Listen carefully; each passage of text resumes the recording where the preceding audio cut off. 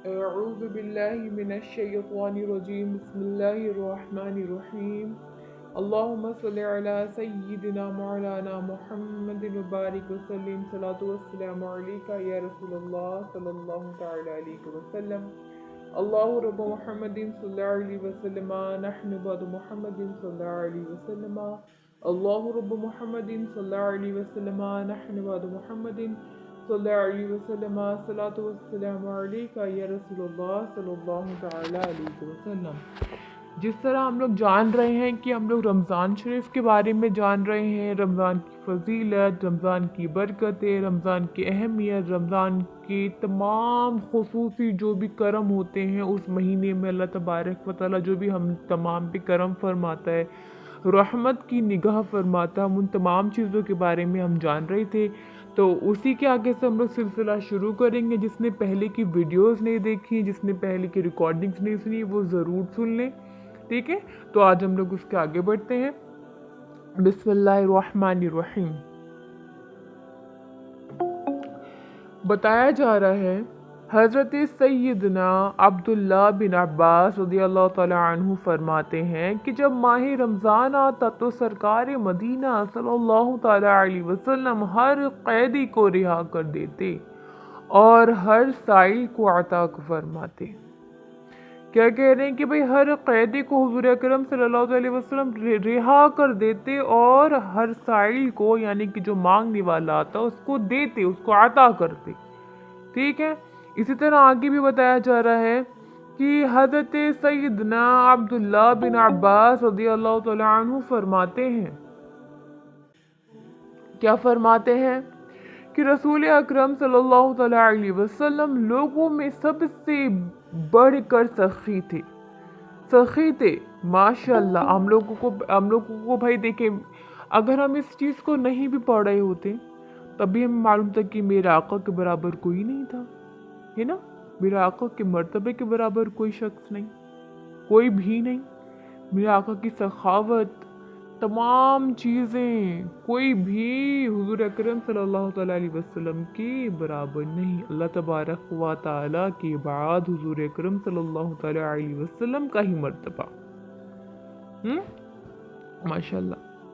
اچھا، تب کیا ہے کہ حضرت سیدنا عبداللہ بن عباس رضی اللہ تعالیٰ عنہ فرماتے کہ رسول اکرم صلی اللہ تعالیٰ علیہ وسلم کو میں سب سے بڑھ کر سخی تھے، یعنی کہ کیا تمام لوگوں میں سب سے بڑھ کر سخی تھے، اور رمضان شریف میں آپ صلی اللہ تعالیٰ علیہ وسلم خصوصاً بہت ہی زیادہ سخاوت فرماتے، بہت ہی زیادہ سخی بنتے، ہر کسی کی مدد کرنا، تمام لوگوں کی پریشانیاں دور کرنا۔ کس طرح کہ حضرت جبرائیل امین علیہ الصلوۃ والسلام، حضرت جبرائیل امین علیہ الصلوۃ والسلام رمضان المبارک کی ہر رات میں ملاقات کے لیے حاضر ہوتے اور رسول اکرم صلی اللہ تعالیٰ علیہ وسلم کے ساتھ قرآن عظیم کا جو ہے دور فرماتے، یعنی کہ قرآن کو پڑھتے دونوں لوگ، ٹھیک ہے؟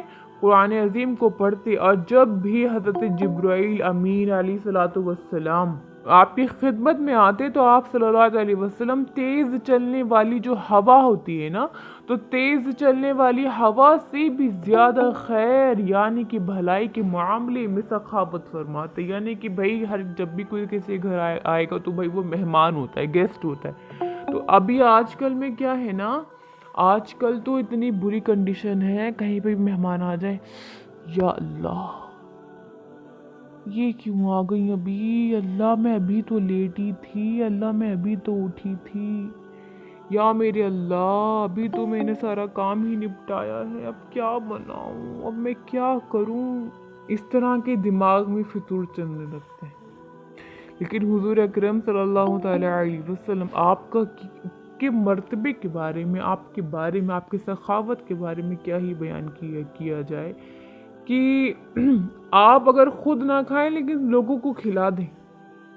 اگر آپ کے پاس ایک ہی کھجور بچی ہے نا، تو اگر کوئی سائل آ جائے تو اس کو عطا فرما دے، کبھی یہ نہ سوچے کہ میں کیا کروں۔ کیوں؟ کیونکہ رب تبارک و تعالیٰ کے حوالے اپنے آپ کو کر رکھا تھا कभी इस चीज़ की फिक्र ही नहीं करी, कभी इस चीज़ की तमन्ना ही नहीं हुई कि मेरा क्या होगा। नहीं, रब तबारक व तआला की ज़िम्मा एक बार अपना फैसला करवा ली कि जो भी कुछ है रब की तरफ से है, अब जो करेगा रब करेगा। एक तरीके से जब ये चीज़ हो जाए तो फिर उसके बाद टेंशन ख़त्म हो जाती हैं, दिक्कतें ख़त्म हो जाती हैं। अभी भी बस जैसे ज़िंदगी में बड़ी दिक्कत चल रही होती है ना, बड़ी परेशानियाँ आ रही होती, एक बार इंसान अपने दिल में ठान लेगा ना कि अब जो करेगा रब करेगा। हाँ, आपको कोशिश करनी है। कोशिश करने में ये नहीं कि भाई मौत आनी होगी तो आ जाएगी, नहीं आनी होगी तो नहीं आएगी। इसका मतलब ये नहीं कि आप जाके बीच रोड पे जो है जाकर खड़े हो जाएं। ऐसा नहीं होना चाहिए, बिल्कुल भी नहीं होना चाहिए कि भाई ठीक है तो क्यों ये सोचकर कि भाई मौत आनी होगी तो आएगी, है ना, मौत आनी होगी तो आएगी, ऐसा नहीं सोचना। जो टेंशन लोगों को दिमाग में चल रही होती, परेशानियां जो दिमाग में आ रही होती, एक बार अगर ये फैसला कर लेना खुद के साथ कि जो करेगा रब करेगा, अब मुझे किसी चीज़ की फिक्र नहीं, मैंने अपने आप को रब के हवाले कर दिया, तो उस वक्त में ना दिमाग को तो सुकून मिलेगा, बहुत ज़्यादा सुकून मिलेगा। क्योंकि हमने क्या किया ना, अपने आप को रब के हवाले कर दिया, सोचा ही नहीं कि क्या होगा कैसे होगा, बस हम अपने काम में लगे हैं। लेकिन इसमें फ़ायदा मिलना है, नुकसान मिलना है, नफ़ा मिलना है, क्या मिलना है रब के आगे। तो जब हम रब से उम्मीदें लगाएंगे ना तो रब हमें इस तरह से निराश भी नहीं करेगा, है ना। तो हम लोगों को इंशाल्लाह ताला अपने मकसद में कामयाबी भी अता होगी। चलिए आगे की तरफ चलते हैं। हुज़ूर अकरम सल्लल्लाहु तआला अलैहि वसल्लम आप क्या करते, आप खिदमत में आते, यानी कि जिब्राइल अलैहिस्सलाम जब खिदमत में आते तो आप सल्लल्लाहु अलैहि वसल्लम तेज़ चलने वाली हवा से भी ज़्यादा खैर यानी कि भलाई के मामले में सखावत फरमाते। सुभान अल्लाह, सुभान अल्लाह। अब आगे चलते कि हज़रत सैयदना इब्राहीम नख़ई रहमतुल्लाह अलैह फरमाते हैं, माह रमज़ान में एक दिन का रोज़ा रखना, सुभान अल्लाह, पहले से ही कह दीजिए कि माह रमज़ान में एक दिन का रोज़ा रखना 1000 दिन के रोज़ों से अफजल है। सुभान अल्लाह, सुभान अल्लाह। कि क्या कहना कि भाई जब माह रमज़ान आ जाए तो एक दिन रोज़ा रख रहे हैं, यानी कि 1000 दिन का रोज़ा रख रहे हैं। भाई हज़ारों दिन रख रहे हैं। अभी एक महीने में 30 दिन होते हैं, हम 30 दिन रोज़ा रख रहे हैं, फिर 30 दिन और रख रहे हैं, फिर 30 दिन और रख रहे हैं, 60 दिन हो गए, उससे ज़्यादा बढ़े तो 90 दिन हो गए।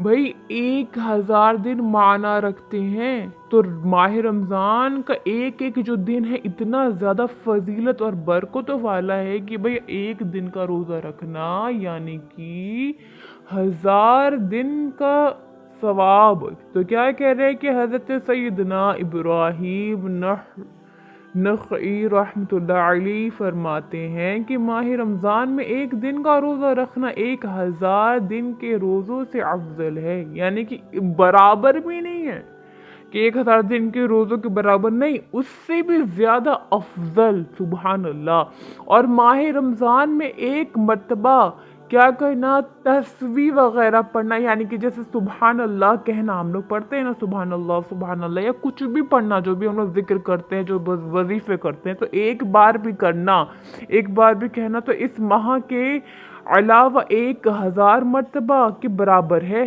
यानी कि अगर हमने एक बार सुभान अल्लाह कहा तो जो नॉर्मल दिन में जो हम लोग पढ़ते हैं तो 1000 मरतबा कहने के बराबर है। हम देखें ना हजारी जो दानों वाली जो भी कोई चीज़ होती है कितनी ज़्यादा लंबी जाती, कितनी ज़्यादा बड़ी होती है, ठीक है। तो 1000 बार जब पढ़ते हैं तो भाई बड़ा वक्त लगता है, लेकिन रमज़ान की क्या फजीलत है, क्या बरकत है। हाँ, क्या कहना कि भाई एक बार भी हम सुभान अल्लाह कह देंगे तो 1000 दफ़ा कह दिया, इतना ज़्यादा क्या है सवाब है।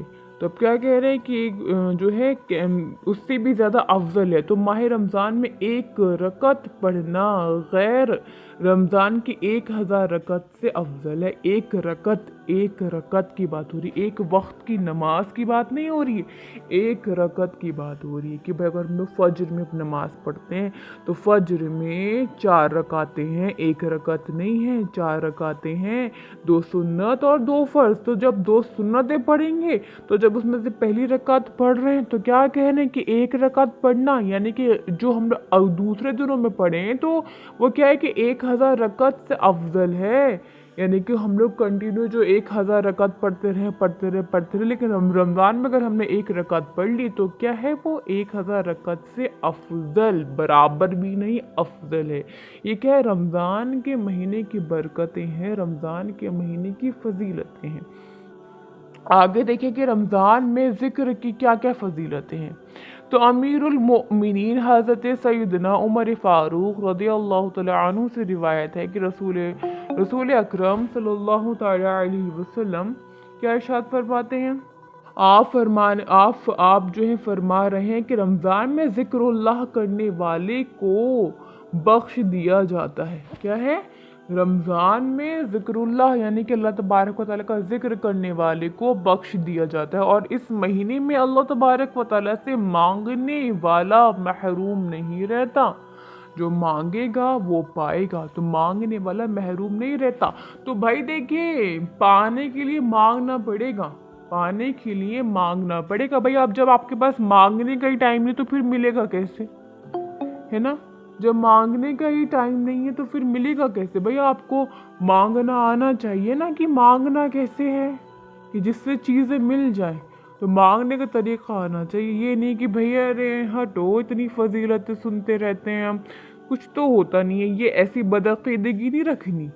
طریقہ ہونا چاہیے، زندگی جینے کا طریقہ ہونا چاہیے، رب تبارک و تعالیٰ کو بنانے کا طریقہ ہونا چاہیے، رب تبارک و تعالیٰ سے مانگنے کا طریقہ ہونا چاہیے کہ بھائی ہاں یہ مہینہ بہت عظمت اور بہت برکت والا، اس پہ ہمارا عقیدہ ہونا چاہیے، تب جا کے فائدہ ہوتا ہے۔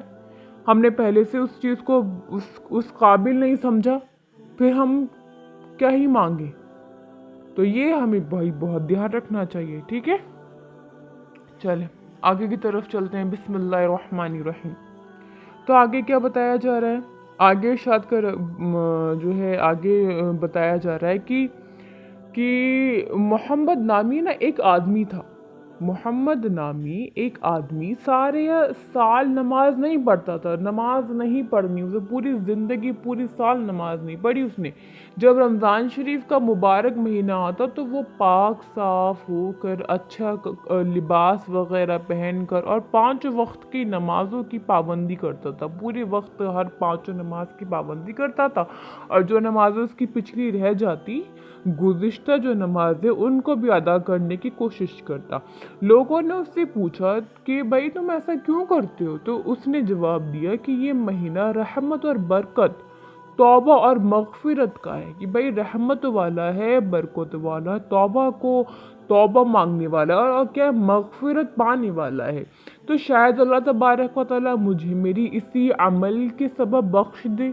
تو جب اس کا انتقال ہو گیا تو کوئی شخص ہوگا جس نے اس کو خواب میں دیکھا اور پوچھا کہ بھائی تمہارے ساتھ اللہ تبارک و تعالیٰ نے کیا معاملہ کیا کیا تمہارے ساتھ؟ تو اس نے جواب دیا کہ میرے رب نے مجھے کیا کیا، احترام رمضان یعنی کہ رمضان کے احترام کی وجہ سے، کہ رمضان احترام شریف بجا لانے کے سبب بخش دیا۔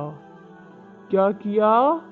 بخش دیا۔ کہ یہ رمضان کیا ہے؟ بخشنے کا، بخشش پانے کا ذریعہ ہے، اس سے بخششیں ہو جاتی ہیں۔